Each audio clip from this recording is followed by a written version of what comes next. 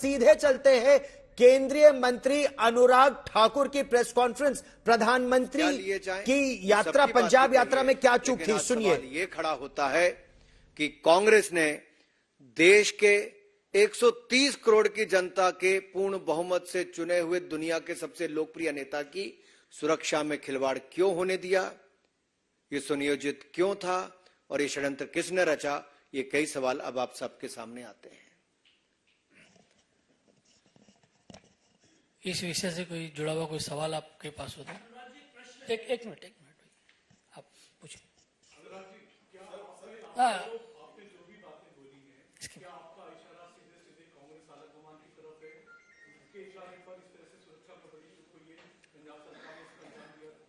देखिए, प्रधानमंत्री की सुरक्षा में गंभीर चूक राष्ट्र के लिए गंभीर परिणामों के साथ साथ एक भयावह स्थिति भी उत्पन्न कर सकती थी। क्या कांग्रेस ये चाहती थी? तो किसके इशारे पर चाहती थी? कांग्रेस में कोई और नहीं, एक परिवार की ही पार्टी है, उसके इशारे पर ही चलती है।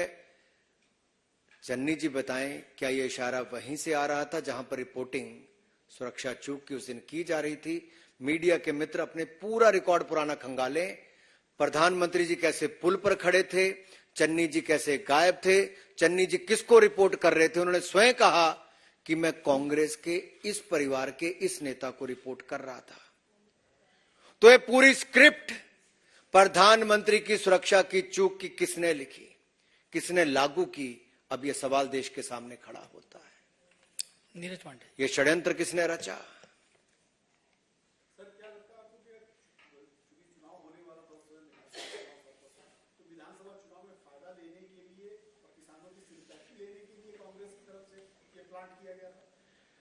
ये सवाल देश के सामने है। मैं चाहता हूं कांग्रेस के लोग इसका उत्तर दें। इससे क्या पाना चाहते थे? 10 किलोमीटर की दूरी पर पंजाब का बॉर्डर, हजारों आंदोलनकारी सड़क पर 100 मीटर की दूरी पर, पंजाब पुलिस सीन से गायब हो, मुख्यमंत्री फोन पर ना हो, डीजीपी ने जो सैनिटाइज और सुरक्षित रूट की बात कही वहां पर हुड़दंग मच गया हो, प्रधानमंत्री की सुरक्षा में एक चूक हुई हो, बहुत बड़ी चूक। उस और इशारा करता है कि क्या राजनीतिक लाभ के लिए देश विरोधियों के हाथ में प्रधानमंत्री की सुरक्षा को लेकर इस स्तर तक गिरने का काम हुआ है। इतना नीचे गिर गए राजनीति में कि 130 करोड़ की जनता के द्वारा चुने हुए प्रधानमंत्री की सुरक्षा में आप चूक कर देते हो। रविंदर जी,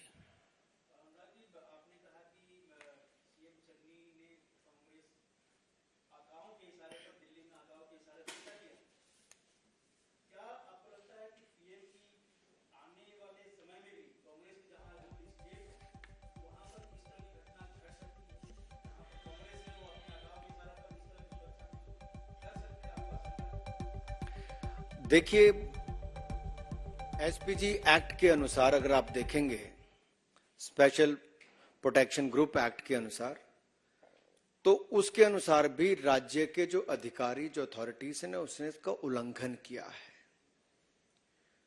ये सुरक्षा की जिम्मेदारी उनकी होती है। ब्लू बुक में बहुत क्लियर डेफिनेशन इसकी है और उसकी पूरी धज्जियां उड़ाने का काम किसी ने किया है तो तत्कालीन कांग्रेस की सरकार ने, उनके निर्देश पर वहां के पुलिस के अधिकारियों ने किया है।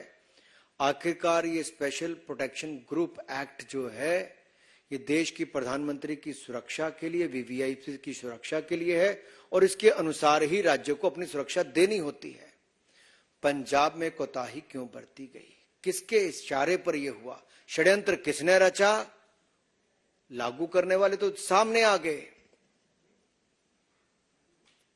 रचा किसने? रचेता कौन है? इस षड्यंत्र के पीछे वो सवाल खड़ा होता है। दिल्ली से मैं पूछ रहा हूं, दिल्ली से कौन ऐसा कांग्रेस का नेता था जो बार बार इशारा कर रहा था?